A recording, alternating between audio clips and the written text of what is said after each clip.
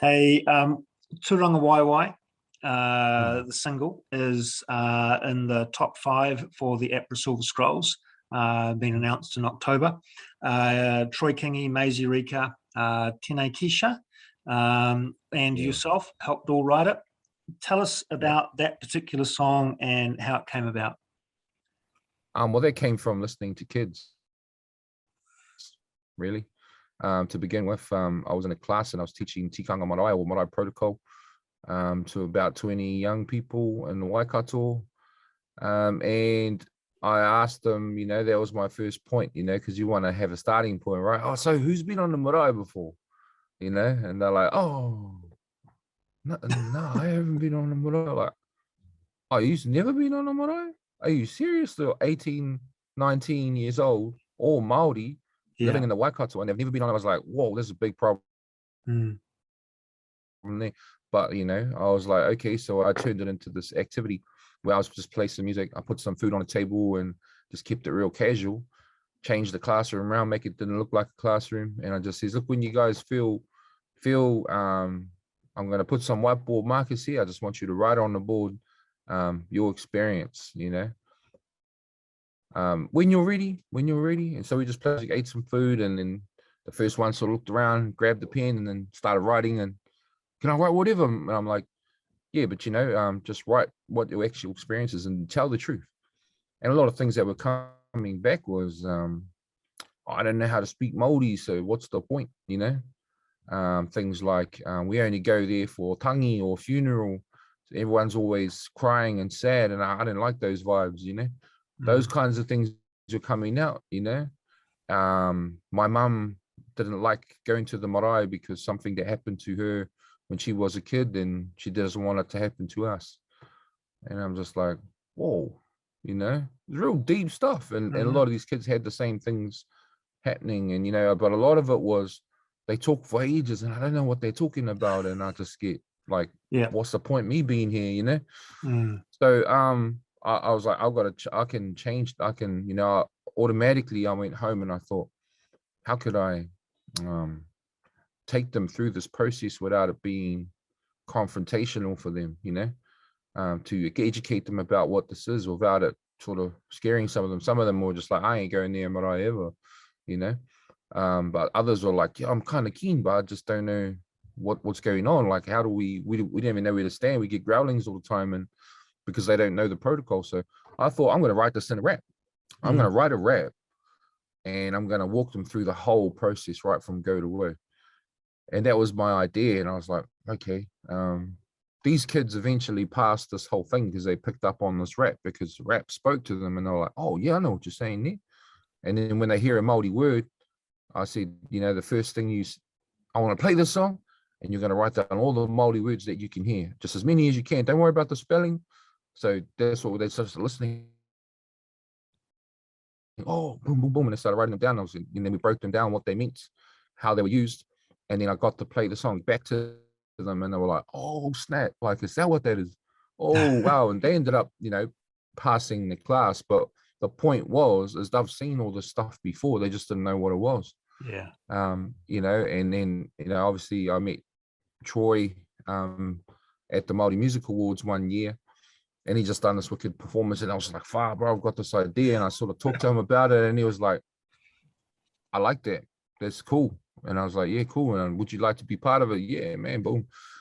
And then it came to doing the karanga, because you can't go on the marae without a karanga. Yeah. And I was like, "Well, I can't do it. Troy definitely can't do it." I was like, who could do it? And I thought, well, the best, the shiniest light in Te Ao Māori or the Māori world is definitely Maisie Rika. All right. So I kind of shyly approached her because I didn't really know her, and I was a little bit, starstruck as well. And I was just like, far, man, like I didn't know she even likes hip hop. I don't know. Troy's never done anything hip hop before. I've never been on a hip hop song, and neither has Maisie. And I was like, well, if we're going to break barriers, we might as well keep going. Yeah. And then she was really into it. She just said, look, I love the idea. And then I sent it to her, and then she sent it back in like one night, and it was all like that. And I was like, whoa, far out. She went hard out. I just asked her to do the karanga at the front, like, when we go into marae, we have to have a karanga, if you could do that, it would be awesome.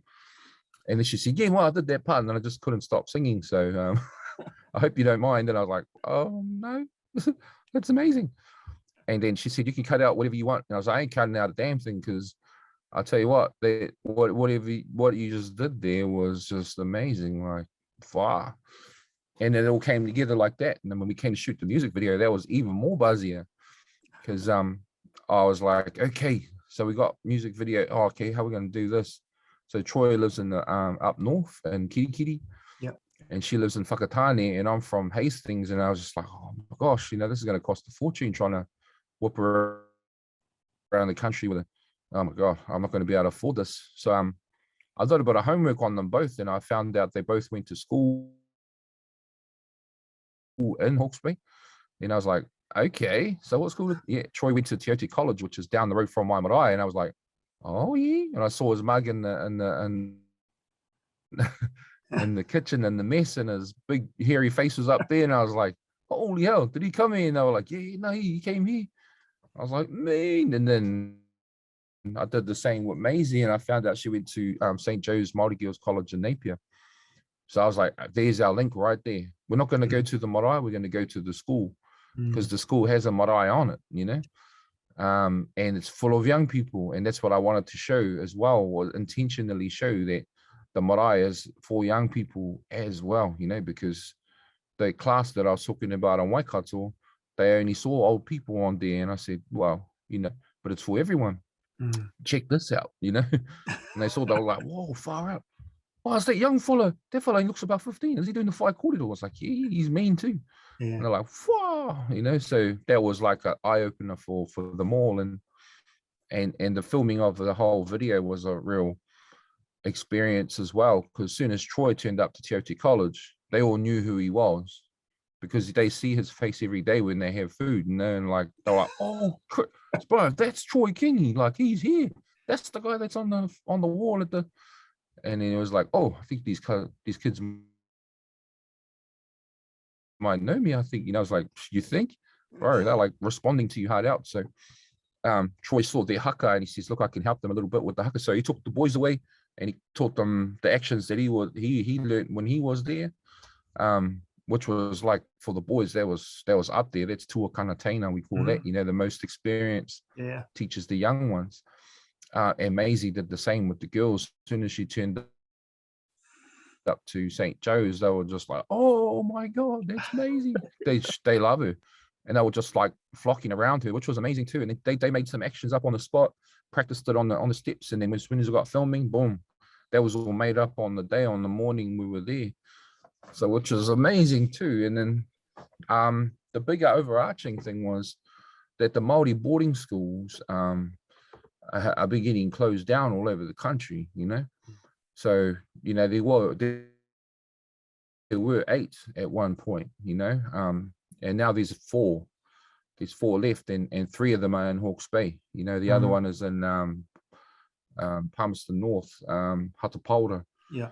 And you just think, far out, this is a cool sort of front, like a standing point for the Māori boarding schools as well, because to see them in a positive light and doing something outside of the traditional thing, because between those schools there's about 300 years of history, between those 2 schools, and they have never done anything in hip-hop ever. So they were just like, well, man, this song gonna be good, I was like, because this is the tradition. This is Te Apira Ngata went here, this is, to Charles Bennett went here, and all of these great strong leaders came out of this place. And so I played them the song, and the kids were just into it, and they were like, wow, man, that's mean, and there's no swear words, there's all this Māori coming out, and we love the tune. And they just started dancing and stuff. And I was like, said to the principal, Miss Kingy at St. Joe's, she's probably the most heartiest person I've ever come across, man. She was just like, I hate rap. I don't like rap. Yeah, I don't listen to that rap crap, she reckons. But she'd never heard anything outside of NWA and Snoop Dogg and those kinds of rappers. And I said, well, it's kind of different to that. Fire, it's kaupapa driven rap. And she was like, kaupapa you say? Oh yeah.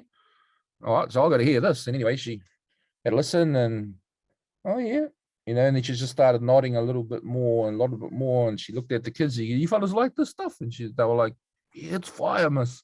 It's fire. And so she was like, fire, eh? Oh, well, if they like it, then I guess so.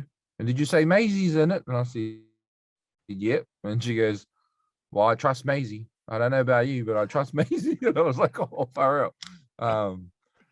Which was real cool as well, because at the end of the day, we were all standing to represent our people, but our kids as well in the kura and the Māori boarding schools, to be able to take a stand like that and something, you know, bigger than a song.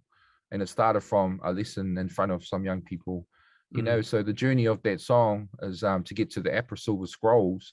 Sheesh, you know, like you think, whoa, man, like this idea that came out of a classroom talking to some kids that were disconnected as is quite a journey, really. You know, you think about, you know, what it's doing for people out there, what it's doing for people that ain't even Māori. It's not even just about Māori. It's actually about connection. It's about, you know, everyone has a place where they should feel at home. Everyone should have a place where they feel like this is where I belong, you know, whether it's a house you grew up in or your street that you grew up down or the city that you're from. Everyone should have that sense of belonging somewhere, you know, and that's really what it's about, you know. And my one just happened to be the marae because you know, it's been the most consistent thing in my life. But it's not just about a marae, it's everyone should have that. So that's what I think people are connecting with. Yeah, definitely. Hey, thank you so much for giving up some time. All the very best for the album and for the Silver Scrolls coming up. Kia ora, bro. Thank you very much for having me.